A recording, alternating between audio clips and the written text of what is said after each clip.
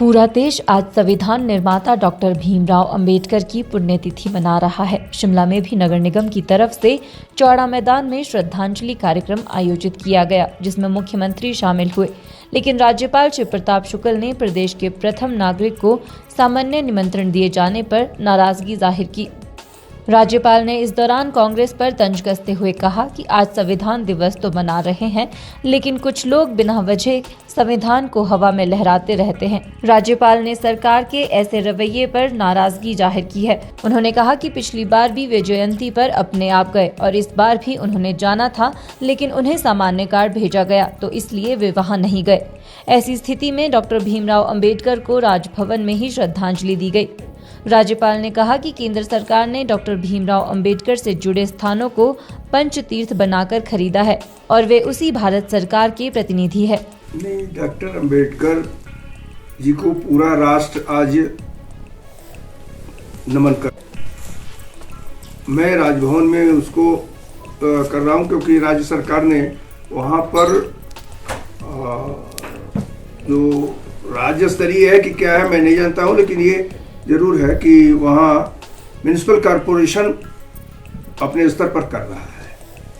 Municipal corporation का कोई भी, चाहे मेयर हो चाहे किसी अधिकारी ने मुझसे इस संबंध में संपर्क नहीं किया है और मनाना मुझे भी है।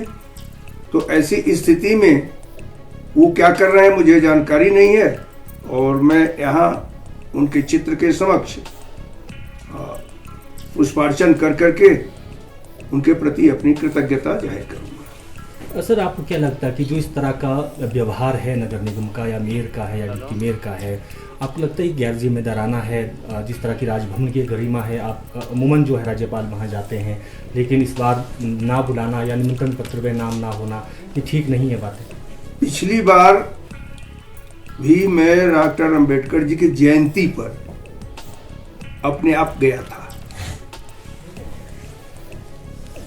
अब की बार भी मैं जाता, लेकिन मेरे पास जो कार्ड भेजा गया, एक सामान्य व्यक्ति के पास जो भेजा जाता उसी प्रकार से भेज दिया गया है, जिसमें मुख्यमंत्री को मुख्य अतिथि बनाया गया है। तो आप ही जरा बता दीजिए कि मैं कैसे जाता। ऐसी स्थिति में मुझे डॉक्टर अंबेडकर जी को श्रद्धांजलि अर्पित करनी थी, तो मैं अपने यहाँ कर रहा हूं। अब वो क्या सोचते हैं, क्या करते हैं, ये उनकी सोच है। हम तो ये जानते हैं कि हम उस सिद्धांतों के हैं जिसमें डॉक्टर अंबेडकर जी को भारत के प्रधानमंत्री जी ने पंच तीर्थ बना करके जो सम्मानित करने का काम किया। चाहे इंग्लैंड हो, वहां भी भारत सरकार ने उस भवन को खरीदा जिसमें डॉक्टर अंबेडकर रहते थे। मुहू जहां उनका जन्म स्थान है, वहां भी, मुंबई में भी, हर जगह भारत सरकार ने पंचतीर्थ के रूप में हुआ।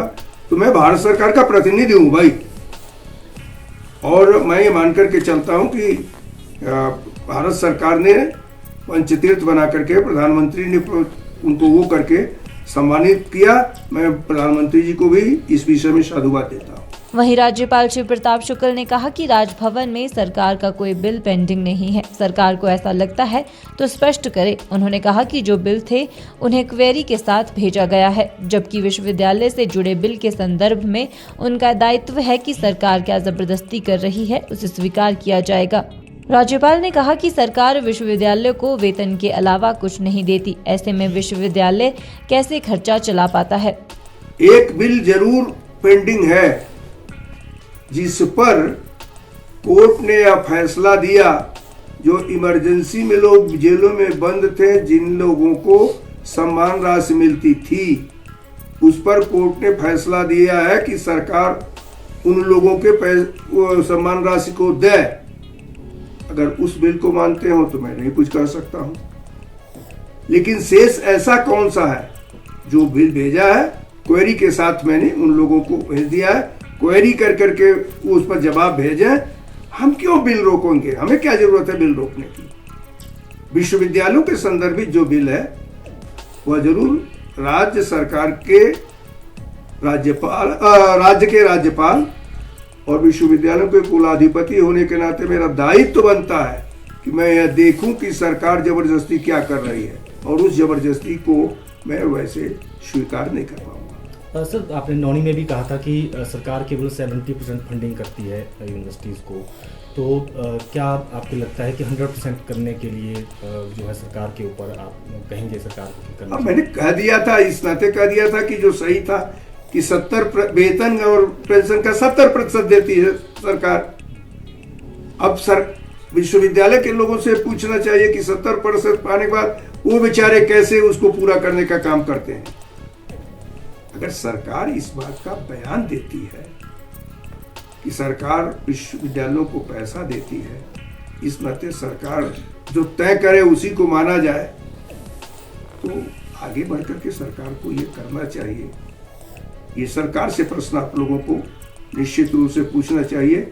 इतना मैं जरूर कह सकता हूं, जो मेरी जानकारी में है, सरकार से ही जो मैंने मंगाया है उसी के अनुसार वेतन को छोड़ करके सरकार विश्वविद्यालयों को कुछ भी नहीं देती है। तो सत्ता और विपक्ष में खींचतान तो लगी रहती है, ऐसा नहीं है कि नहीं लगी, लेकिन सकारात्मक दृष्टि से होनी चाहिए। सरकार को भी सोचना चाहिए और विपक्ष को भी सोचना चाहिए। अब वैसे तो आज हम संविधान निर्माता का निर्माण दिवस मना रहे हैं और लोग बिना वजह के संविधान लहराते हैं, तो क्या किया जाए इसके लिए? हिमाचल न्यूज़ 24/7 के लिए शिमला से सपना शर्मा की रिपोर्ट।